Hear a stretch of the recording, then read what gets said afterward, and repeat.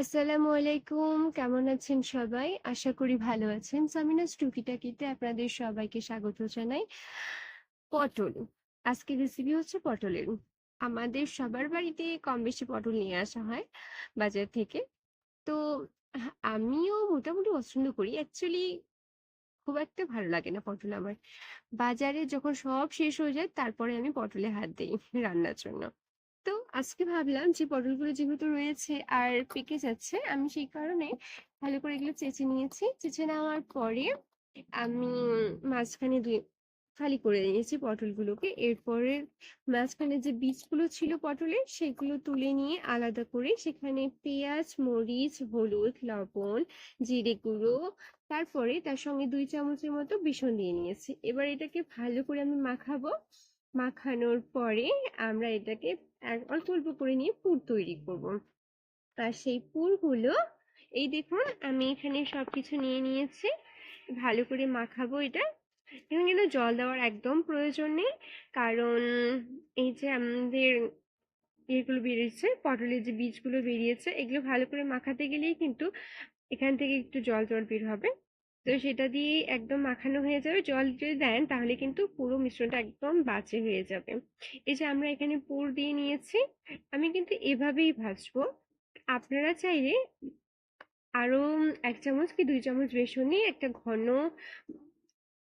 একটা ব্যাটার বানাবেন। ঘন ব্যাটার বানিয়ে সেখানে এই পটলের ফালিগুলোকে ডুবিয়ে দিয়ে ভাজতে পারেন। আমি অত কিছু ঝামেলা করতে যাচ্ছি না, কারণ আমার ছোট মেয়ে ভীষণ কান্নাকাটি করছে ঘরে। তো আমি এভাবে আমি আপনার দুটো দেখিয়ে দিলাম। এই দেখুন আমি সবগুলো রেডি করে নিয়েছি। এবার আমি কড়াইতে তেল গরম করে এগুলোকে ভাজবো, এপিট ওপিট করে ভেজে নেব।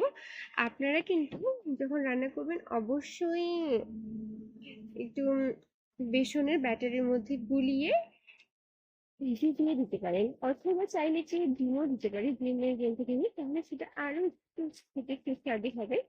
তো আপনাদের ইচ্ছে মতো ভাজতে পারেন। আমি এভাবেই দিচ্ছি। এখানে একটা সবুজ সবুজ রং থাকবে, যেটা আমার ভীষণ পছন্দ। আপনারা কিন্তু তেলের মধ্যে হালকা করে লবণ এবং হলুদ গুঁড়ো দেবেন, তাতে কিন্তু এখানে একটা সুন্দর রং চলে আসবে। আমি দিয়েছি, খুব সামান্যই দিয়েছি। আর লবণ দেওয়ার কারণে কিন্তু পটলগুলো খেতে একটু খারাপ লাগবে না, কারণ লবণ যদি না থাকে যে কোনো সবজি কিন্তু স্বাদবিহীন হয়ে যায়। সেটাই, সেই কারণে দিতে হবে। আর এখানে আমি সবগুলো একসঙ্গে দিয়ে দিচ্ছি, কারণ আমার হাতে বেশি সময় নেই একটা একটা করে ভাজার। আর এই দেখুন, এই যে আমি একটা প্রথমে কিন্তু সবগুলো, যেদিকে আমরা পুর ভরেছি সেই পাশটাতেই ডুবিয়ে দিন, নিচের দিকে দেবেন, তাহলে কিন্তু, না হলে কিন্তু ওগুলো বেরিয়ে আসবে। তো এই যে দেখুন এগুলো ভেজে নিয়েছি একটু, আর বেরোবে না, ভাজি হয়ে যাচ্ছে কি সুন্দর। যে আমি উল্টে পাল্টে দিয়েছি। এভাবে কিন্তু আপনারা উল্টে পাল্টে ভেজে নেবেন। আর যদি আপনারা বেসনের ব্যাটারের মধ্যে চুবিয়ে এটা ভাজি করেন তাহলে কিন্তু দেখবেন এটা খেতে আরো সুস্বাদু হবে। আর এই যে আমার একটু বীজগুলো বেরিয়ে গেছে, আপনাদের কিন্তু তাহলে বীজগুলো বের হবে না। আমার কাছে এটা একটু সময় কম ছিল জন্য আমি এভাবেই করেছি। এই দেখুন আমি একটু হাত দিয়ে দেখে নিচ্ছি যে সিদ্ধ হয়েছে কিনা। এই যে খুব নরম হয়ে গেছে, এগুলো হয়ে গেছে। আর এটা খেতে কিন্তু দারুণ সুস্বাদু হয়েছে। সাজিয়ে গুছিয়ে পরিবেশন করার সময় নেই, আপনারা এভাবেই দেখুন। এই দেখুন কতগুলো একটু বেশি ভাজি হয়েছে, আর এই দেখুন একটা বের হয়ে গেছে, কারণ আমি চাপ দিয়ে দিয়েছিলাম বেশি করে। তো আপনারা অবশ্যই এইভাবে রান্না করে দেখবেন একবার, আর অবশ্যই আমাকে জানাবেন কেমন হয়েছে।